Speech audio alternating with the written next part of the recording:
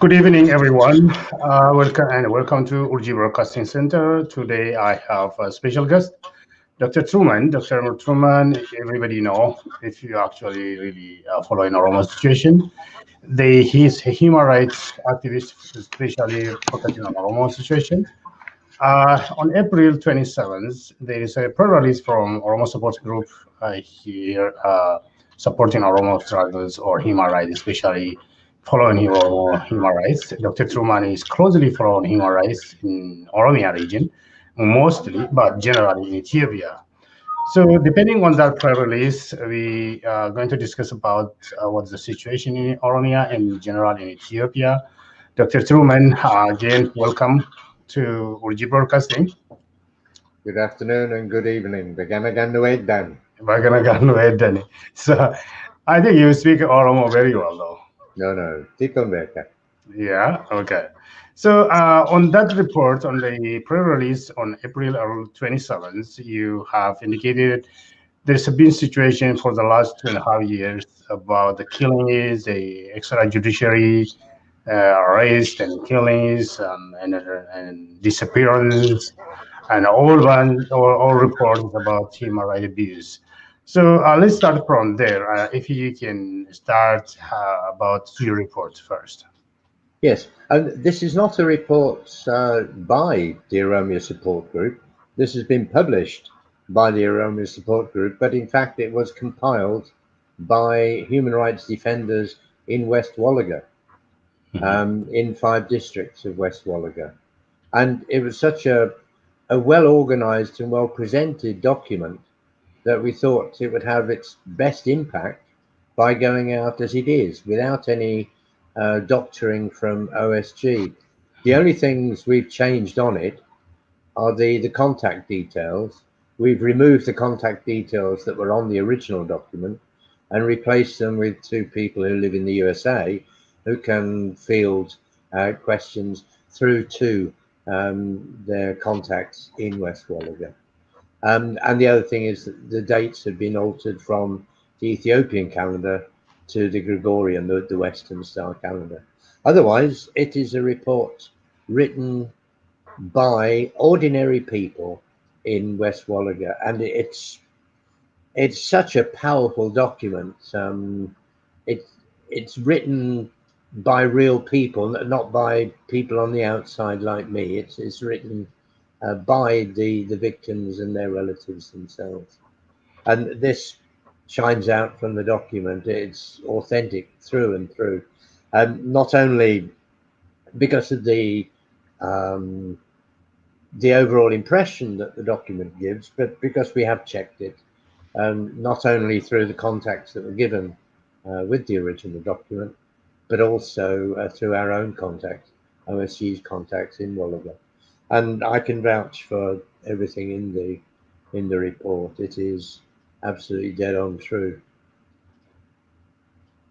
All right. So, if when I'm looking at this report, is extremely alarming, and in 2.5 years, only in Western Walaga 5 districts, Mhm. not all of the Western Oromia region, it's about 127 people are killed, and about 79 of them are only in Gulso area, That's and correct. yeah, and the seven is already taken out of prison. People may argue that probably it's more than that because whatever we hear, but depending on the document you have, is even this one is extremely alarming. What do you think of that? It's very alarming. As you say, it's just 5 districts out of 23 districts in West Wallaga. And West Wallaga is one out of 17 zones in Oromia region. So this 1/35th of Oromia region, if you like. Um, and that is alarming. 127 people killed within the 2.5 years since Abiy came to power. But also, there's another 27 killed um, that we had. Well, at the end of the document, it mentions more killings, but which they've been unable to get the names at the time of printing. As you said, 79 were in the district, the Warada of Guliso alone, and it includes at least 7 who were taken from prison to be executed. And the killings have taken place all over the place. Sometimes soldiers, especially Oromia special forces, to a lesser extent the federal troops, but these soldiers have been going into houses, onto farms, just shooting people where they are. Some are taken to military camps where they're tortured and then killed. The bodies are being left to be eaten by wild animals on the streets, in the fields, by rivers, in forests. Um, and it's the disrespect for the humans that they're killing, and even their bodies are being defiled. There were reports recently of people being beheaded so that their bodies could not be identified. But this document from West Wallaga, it describes in chilling detail how people are killed, and often on the merest suspicion. Even government employees cannot go into the forest in Kelem and in West Wallaga, and they do not go. They don't go and visit their relatives because they're frightened of being shot, despite being government employees. So anybody of a certain age who wanders and bumps into federal or Oromia special forces in the bush is likely to be shot. It's as simple as that. So even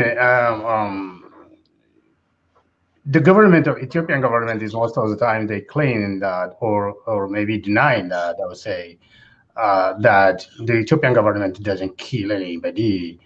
It is abolishment, what the name they just coined recently to describe Oromo Liberation Army, I think.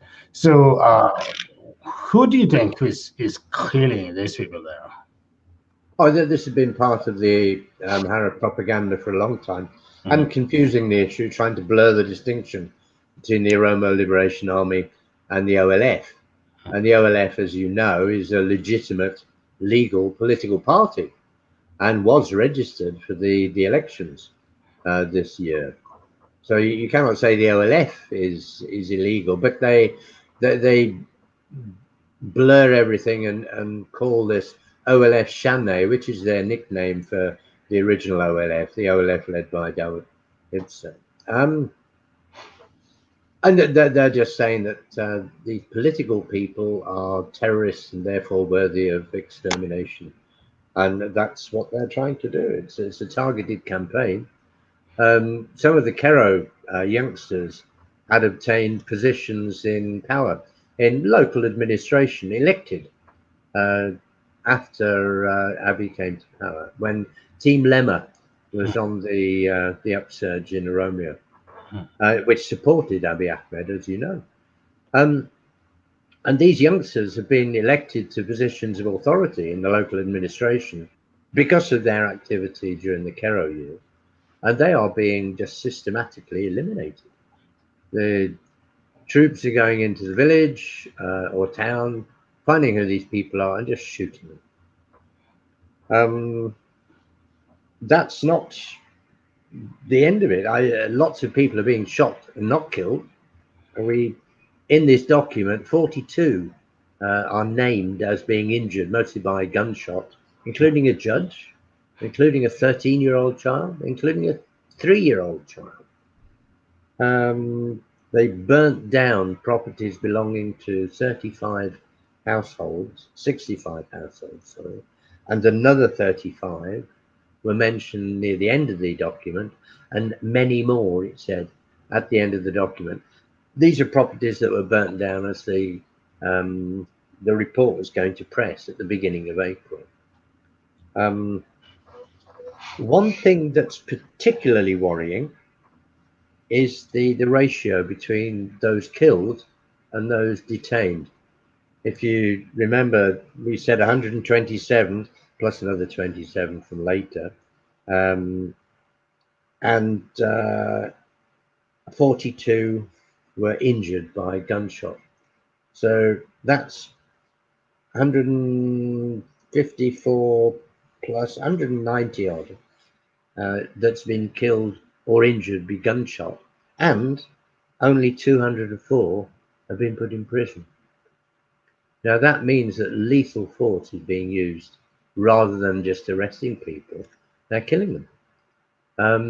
Normally in OSG reports, we see 20 times as many detentions as killings, or 100 times. Between 20 and 100 times. These are the names that we get of people detained and the people killed. But now it's less than 2 to 1. We are hearing of almost 200 people shot and over 150 people killed, and yet only 204 detained. Now that is a lethal scorched earth policy. And there's much more than that. It's the way it's affecting ordinary life there. It's living under a military command post is a very unpleasant experience. And this shines through the document. You read it in every passage of text there. It's a very, very powerful document. Yeah. So one thing you just mentioned is on that report is about 7 of them are taken from prison and get killed. And recently, we've been hearing that, especially from Eastern Walega, Horogudure area, they're taking people from prison and killing them and throwing them in the forest.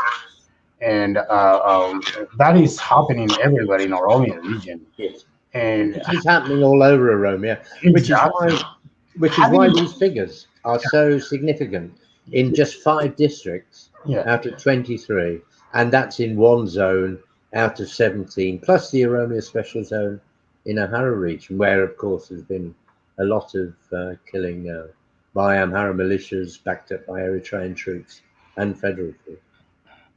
what do you think of? I never heard of anybody, to be honest, taking people from prison and killing somewhere.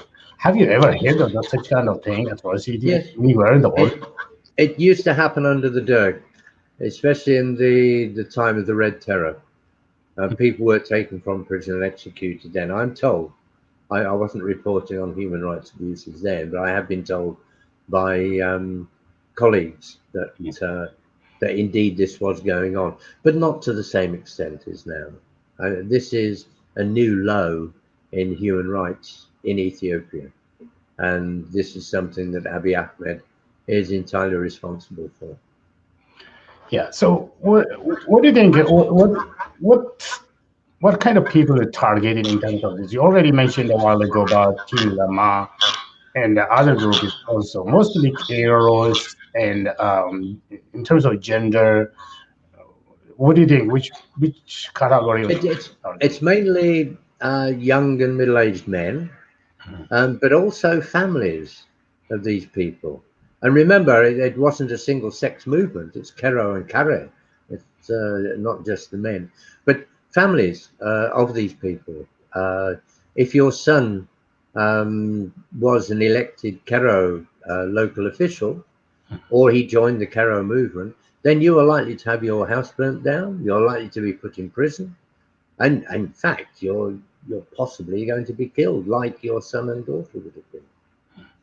It's mainly Kero, but there are several killings that the OSG has reported, which are just frivolous, because they've got so little regard for human life. One woman was just used as target practice in Anfilo from a report 2 reports ago. And you see a picture of a young man being ridiculed by soldiers just before they shoot him in the press release and the last report that we did, report 55.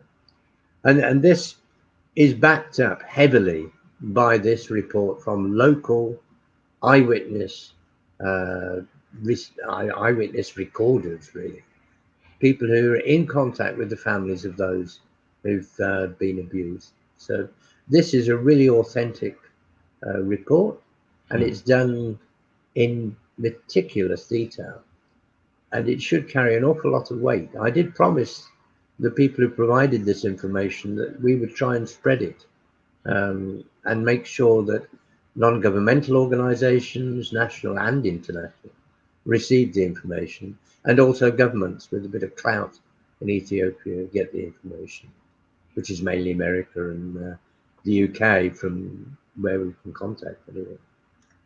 So, what did you find the reasoning why they kill people? Why they arrest people, throw them in jail? Did you find any reason in terms of the report? Well, it's the the the reason that's given is that they're associated with the opposition, they're associated with Kero, and the current government and the Amhara dinosaurs, the urban elite, supremacist, extreme people in Amhara region. I'm sure not everybody's an extremist. Um, these people have held sway over the last few months with Abiy, him having promised them everything. And so they think that returning to the days of Menelik will be possible. Abiy Ahmed seems to be positioning himself to become Menelik III. And he seems to have this deluded idea that he is going to be the head of a superpower on the equal with the USA. And clearly a narcissistic and deluded man, I'm afraid to say. Yeah, so the other thing is recently Dr. Ali himself was speaking to the regional government leaders in the community. He's saying we're going to election. People need to go to election and elect their representatives because our government is very democratic and the previous government is mostly uh, the reason why they fail is because they kill people, they arrest people, there's no democracy in that time. But now the people are free. There is free election. So Hmm. what do you think of that? Well, I'm no apologist for the TPLF.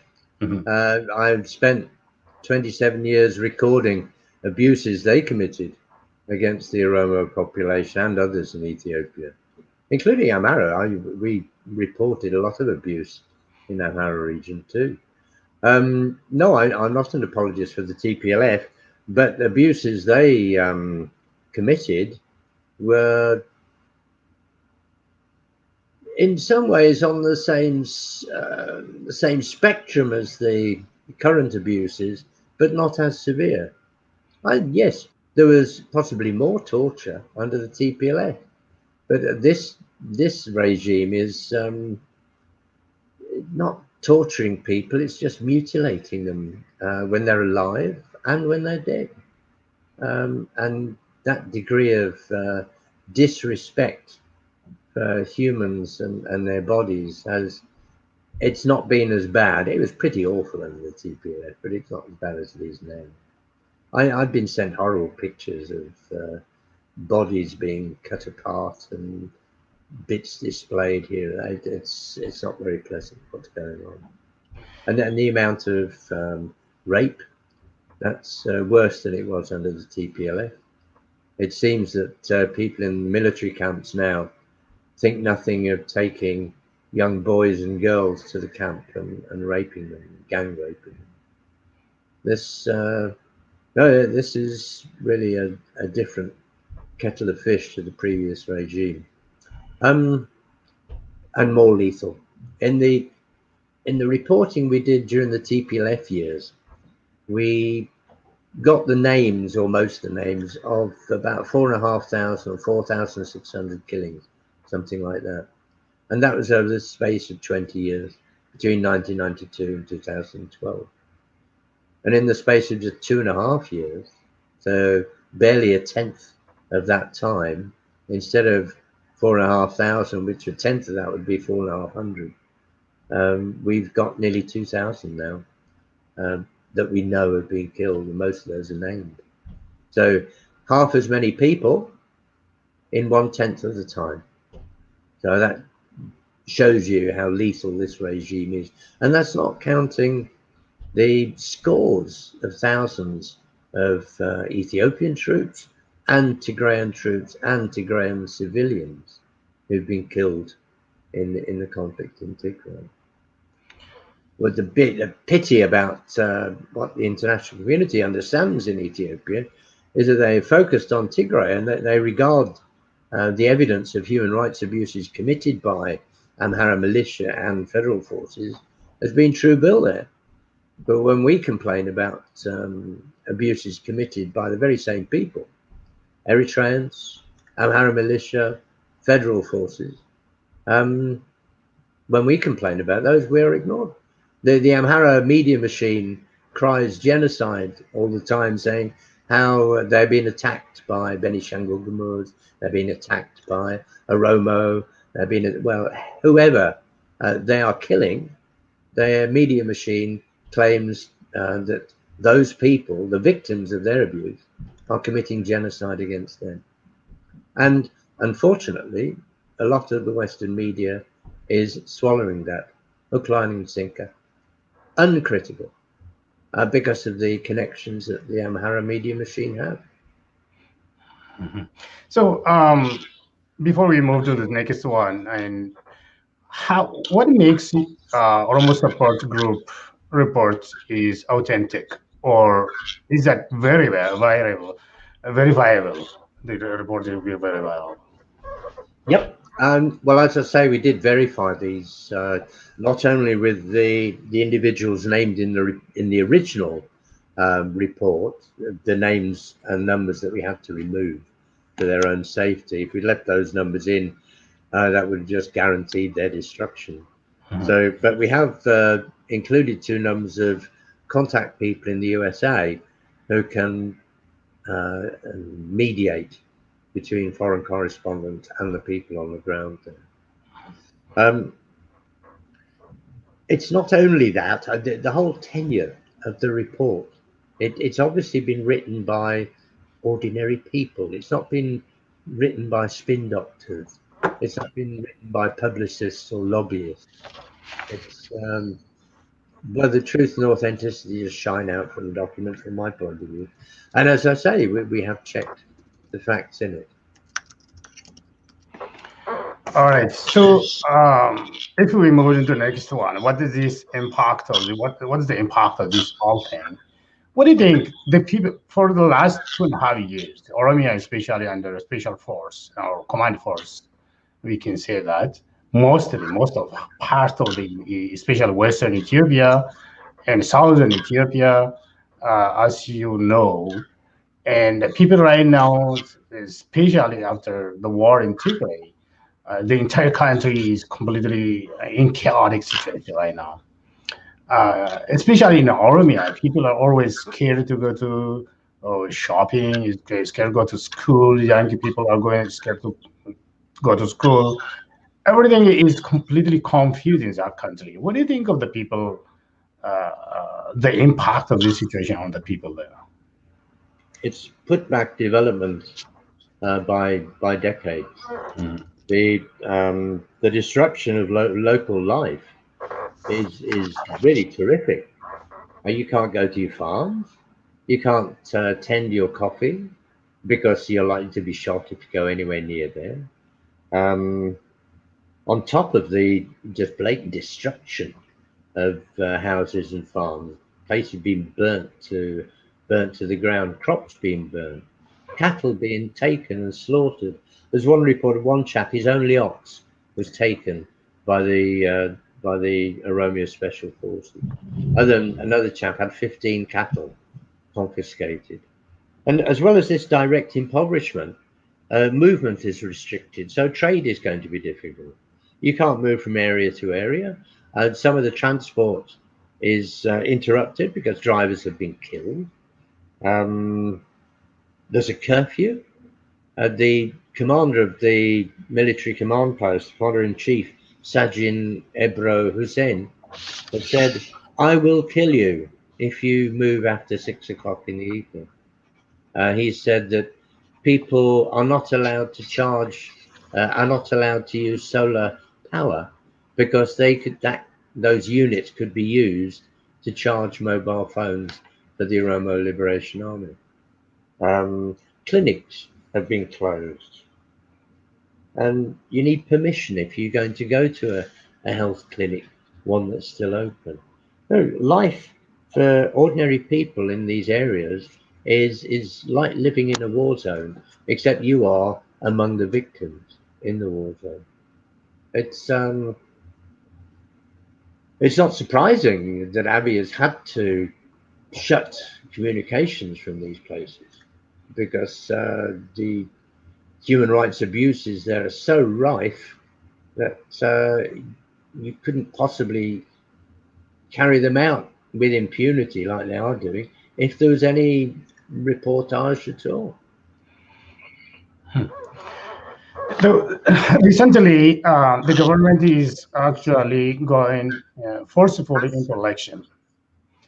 And as you know, the opposition parties members are in jail right now, especially in Oromo area, oil left leaders uh, and others, or including Jawar Mohammed, others also in jail right now. And so, but the government is actually forcefully going into the election, given the COVID virus is right now killing thousands every single day, and millions of people are infected with COVID. And the people are saying this government is the most irresponsible government ever they see in Ethiopia. What do you think of that? Do you agree with that? It's always difficult to compare regimes and their human rights abuses because the types of abuse and their effects are so variable. You might do more harm, for example, by denying education to a whole generation of youngsters. That might do more harm in the long term than killing 20 people, for example. So it is difficult to compare regime to regime. But certainly, the abuses going on now are much worse than under the TPLF. I had retired. I'd stopped writing OSG reports at about 2013 with the one that was finished after going to South Africa in 2012. And there was very little need for OSG after Kero started being active. And then non-governmental organizations across the world were supporting the Kero movement and the Oromia. But since then, it's gone into reverse. And the abuses that were cascading out of Ethiopia at the end of 2018 and accelerating through the next 2 years, 2019 and 20, um, I'd never seen anything like it.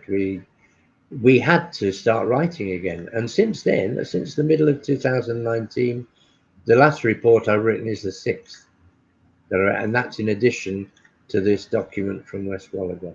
So that will indicate what's been going on in the last 2 years compared to the previous decade or so. Yeah. So um, the other thing is the general issue in Ethiopia. If you look at Tigray area region, the Eritrean soldiers are completely occupying Tigray area and are raping people and killing without any question and looting all the materials in Tigray.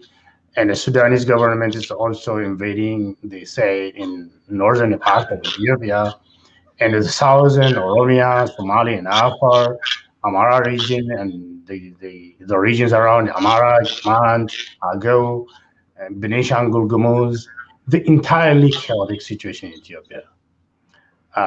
What is your assessment when you see this one? What is going to happen in the country? It's hotting up. Things are deteriorating at a great rate. The problems are expanding in an exponential way.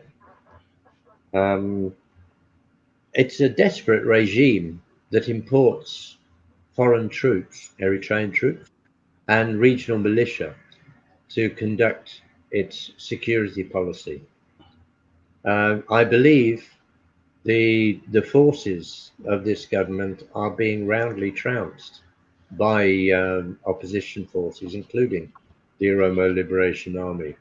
Of course, we don't get much information about military engagement, but we know that scores of thousands of federal troops died in Tigray. We know that scores of thousands of Tigrayan civilians died in Tigray, as well as TPLF soldiers. I don't think Abiy can continue losing people at this rate, and he's also losing international support. It's a regime that's on its last legs, and we should be very, very careful because it's a very dangerous regime, but we should be confident that the end of this regime is within sight. And it's then that the Oromo will begin to get some justice and a voice in the running of their country and the people who run it. It's horrible times ahead, I'm afraid to say. Our job, as far as I can see it, is to try and reduce the number of people killed and the delay in progress for the country that will inevitably follow a period of chaos and conflict. But the sooner we can identify for what it is, which is basically a racist, colonialist conflict, as soon as we identify that and tackle it, then we can start talking to each other and sort out a reasonable way forward. And in the end, when mass graves have been filled, when the ashes of all the burnt property has cooled down, in the end, we'll still have to talk to each other. So we should start talking to each other now before hundreds of thousands of people are killed. And we shouldn't take that possibility lightly. People sat on their hands while 800,000 people died in Rwanda in 1994 because of the failure of the international community to take the situation seriously. The population of Ethiopia is at least 10 times that of Rwanda. 800,000, you can do the maths. It's a horrible prospect ahead if we see things unfolding like they could do.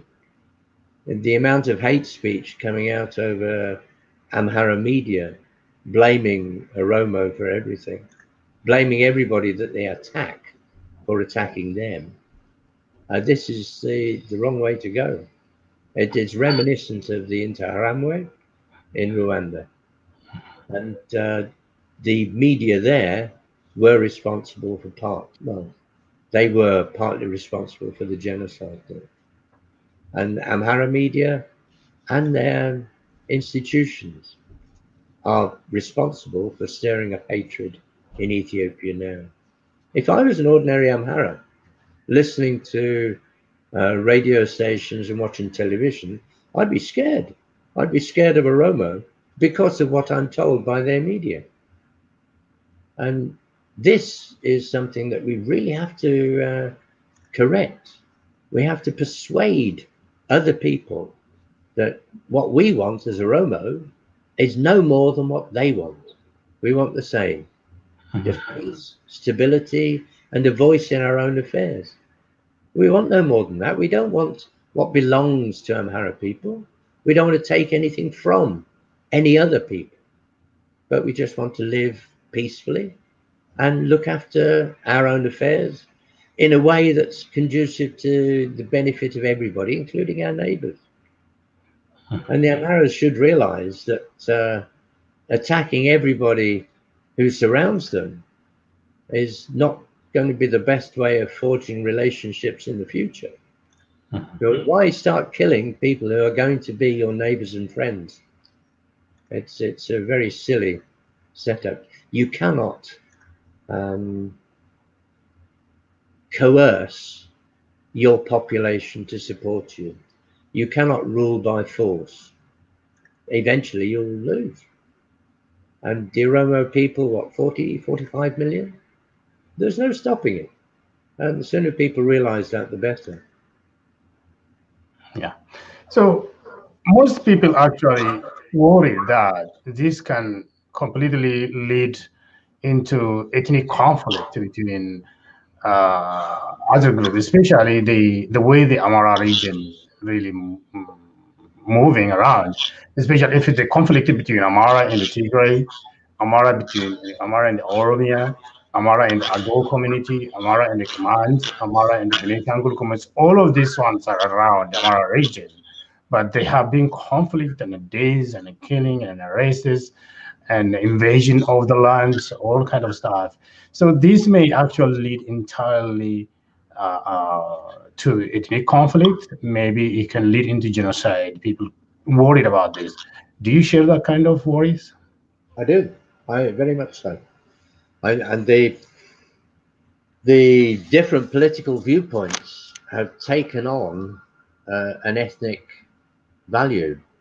It does seem that the majority of non-Amhara in the empire do not want a centrist, monocultural Ethiopia. They want at least a degree of regional autonomy, if not secession for some. Whereas the Amhara don't seem to see this. We're saying everybody's the same. We shouldn't. There is no such thing as the Amhara or the Oromo. We're all individuals, and there must be millions of Amhara people who just want peace and to get on with life, and who regard Oromo as equals. These are the people we need to reach out to and speak to. We are guilty of ethnic stereotyping as much as any other group, including the Amhara. And there's a lot of racist hostility both ways, Amhara to Oromo, Oromo to Amhara. Oh, we've got to acknowledge that and try and diffuse it, try and do something about it. Talk to each other, learn from each other, learn from each other's cultures, respect each other, and instead of throwing stones at each other over barriers and shouting at each other from a distance. This is not the way to form a country, is it? And well, as I said before, we've got to live together, and so we may as well start talking now. So you already mentioned a little bit previously about the international community activity around this. If you take a Rwanda Burundi conflict, it led to thousands, hundreds of thousands of people deaths.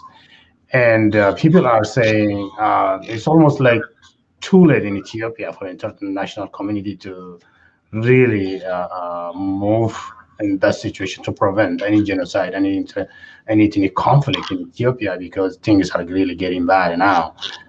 Do you No, think the international community is late now? Is it's this, not too late. If the international community really wanted to do something, they could. Biting sanctions would cripple Ethiopia within weeks. And it's only a question of getting the West to put its money where its mouth is. And to say, we are interested in human rights, well, let's see some muscle shown in that respect. Let's see biting sanctions on Ethiopia. Everything apart from directed aid delivered to the recipients directly, not through government institutions. And let's see every penny, every cent that goes to the Ethiopian government stopped. Every administration in Ethiopia, in order to survive, has depended on foreign contributions ever since Haile Selassie. He was supported by the Americans and the English. The Derg could not have survived without Russian support. The TPLF could not have survived without American and European support. Abiy cannot survive without European and American support, although he's trying to get stuff from Russia and China. And if we stop him traveling, him and his entourage, any of his officials, and so they're scared to get on a plane because otherwise they'll end up in front of the International Criminal Court. Then we might see some coercion of Abiy to the negotiation table. If we don't see that, then I'm afraid we are looking at the mass grave scenario. The West stepped in the 1990s against Slobodan Milosevic. when he was committing genocide in the former Yugoslavia. We did step in, and we stepped in to prevent the crisis in Kosovo. So the West could. And it's in their interests. The Horn of Africa is vital in terms of global strategic interest and global power. And so having a regime that is stable and democratic, then that will enable the whole of the Horn of Africa to become more stable. And that will benefit everybody in the world, not just us. So it's common sense. Yeah. What do you think of Eritrean involvement in Ethiopian situation right now? I think that's a nail in the coffin of Abiy Ahmed, really. Eritrea is known internationally as a pariah country, I think somewhat unjustly, because in many ways Isaias Afwerki was no worse, no more tyrant than Meles Zenawi was. It's just that Zenawi was a lot smarter, and he encouraged good relations with the West, whereas Isaias Afwerki was too narcissistic and proud to do so. And now he's getting his own back on Tigrayans, as we know, killing Eritrean youngsters in refugee camps in Tigray. And he's really enjoying himself now, murdering Tigrayans. And why he thinks doing the same in the rest of Ethiopia is a good idea, God only knows. He wants to keep Ethiopia weak, obviously, and this is a good way of doing that. But he's really he's digging his own grave, basically, by joining in with Abiy Ahmed. Both the days of those two tyrants are numbered, and I think certainly 1 or 2 years' time, we'll be looking at a very different scenario in Ethiopia and Eritrea. All right. So the question is how we go from here to forward. So especially recently, the international community is kind of putting pressure on Abiy Ahmed in terms of Eritrean troops to withdraw entirely from Ethiopia, and at the same time to stop election and come to round table with the opposition parties and are releasing people from jail and those kind of stuff. So how do we go forward from here? Mm-hmm. Well, it's what you said. We need to apply pressure, and I say biting sanctions and travel restrictions for those three objectives. First of all, the elections have got to be put off. It's hopeless having an election when half of the people that you want to be elected are in prison and all their offices are closed. That's ridiculous. And obviously all political prisoners need to be released. And we shouldn't forget that the prisoners of the Oromo Federalist Congress are in prison having been charged. The OLF prisoners are there illegally, not having been ordered to be released by courts on 4 occasions, and they're still in detention, often incommunicado. And they have been relatively forgotten by the international community, and they should not be. They're in very great danger, those chaps. So also, I don't know if you have seen it. A couple of days ago, Oromo Liberation OLF, I would say, or Oromo Liberation Army too, and the others also, Oromo Congress, Federalist Congress, released a pre-release or comprehensive plan or suggestion, the best way to actually solve what may come in the future in terms of the country situation. I don't know if you have seen that. One of those, one is, especially Oromo Liberation Army, they put investigation into human rights abuse, regardless of whatever the Ethiopian government claims that the abolition or Oromo Liberation Army did this one and that one. They say, you know what, need to be investigated. We need actual investigation into this human rights abuse. Absolutely. So, Absolutely. what's that We tell? need neutral, foreign observers, researchers, investigators in the country finding out and documenting what has gone on. So you don't have to believe us. You don't have to believe the Amhara media machine.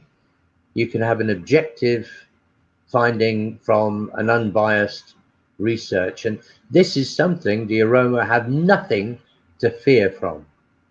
We want people to come in and investigate. We want people to talk to victims and their families.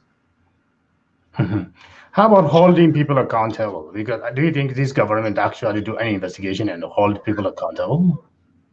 Well, the Ethiopian Human Rights Commission has done some investigating. I know they've been criticised, sometimes with good reason, but they have made an attempt at a criticism, especially of what's gone on in Tigray, for example. But by and large, yeah, it's up to us and the international community to make change by exposing that regime for what it is. And okay, we're up against the Amhara media machine, but eventually the truth will out and people will know that we've been telling the truth all the way along. So the As I say, fact, yeah, the fact that Oromo Liberation Army is calling for independent investigation, fair and independent investigation into the matters happening in Ethiopia, or especially in Oromia region, what does that tells you exactly about Oromo Liberation Army? it says they act responsibly. They do not target civilians. They never have done. Not since the OLF was formed in 1974-5 have they done that. They've never targeted civilians. And they've even been respectful about infrastructure that matters. There's the occasion, the Darbus Bridge was blown up in the 90s, yeah. And there have been civilian casualties. I know of a farmer who was blown up in 1998 after his vehicle hit a landmine. But that's the sort of accidental thing that happened. The OLF has never targeted civilians. It is part of its ethos. It will fight fighting people, and that's all. And as they've always maintained, when it was the OLF fighting force, and now this Oromo Liberation Army, it's a defensive force. They are defending the Oromo people. Mhm. So one thing I still going into my mind, I need to ask you this, especially you are a human rights activist, you know about this. Recently, Prime Minister Abiy speak on the parliament saying he's trying to make it a moral equivalency.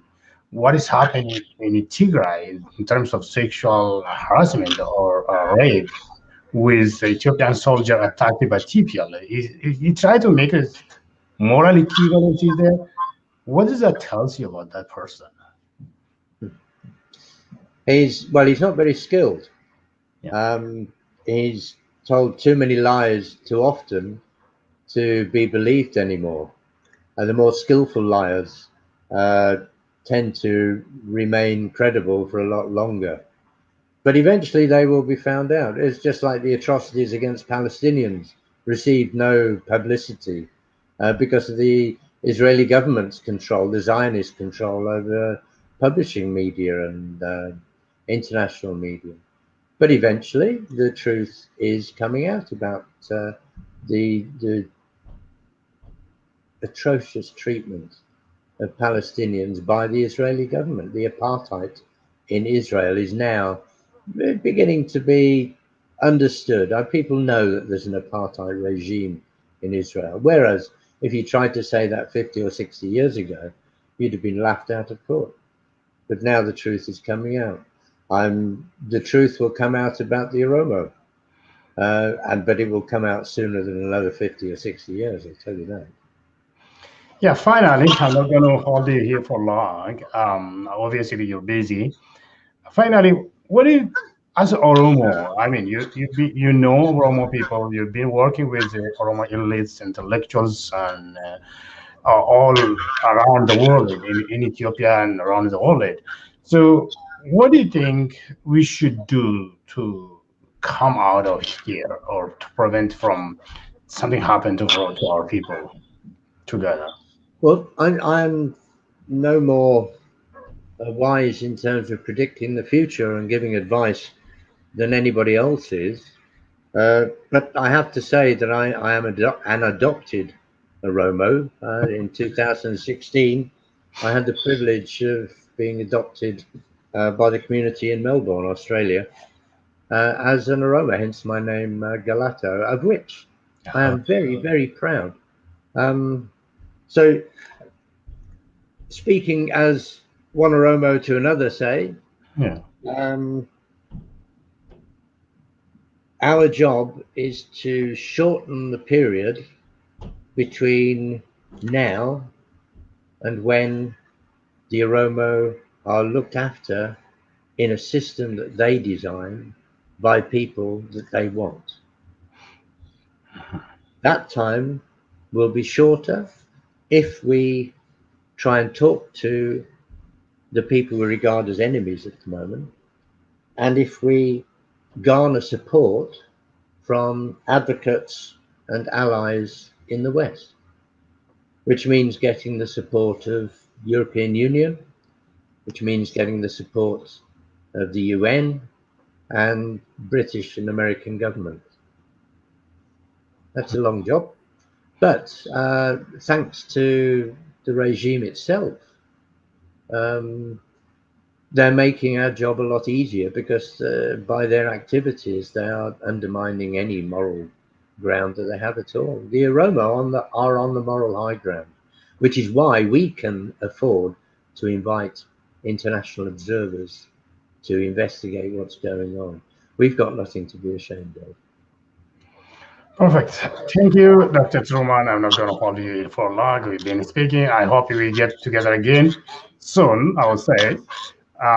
So anytime you get a report, you can call me or you can send me an email. We can discuss again and any situation, and I'll call you too for anytime. I send you an email if I need for sure I will need you uh, in the coming short days and weeks and months. Let's hope it's weeks. Oh, Yeah. absolutely. So I really, really appreciate on behalf of our URJII Broadcasting Center and entire Oromo. And you're an Oromo right now. You're Galato, right? So you already said that. So thank you. I Well, really appreciate for your time and your hard work and your dedication and your commitment for human rights. and let me express my solidarity and very best wishes to Oromo and non-Oromo who received this by satellite in Ethiopia. Thank you very much. Thank you. I appreciate it. I'll see you maybe soon. Okay. Thank you. Thank you.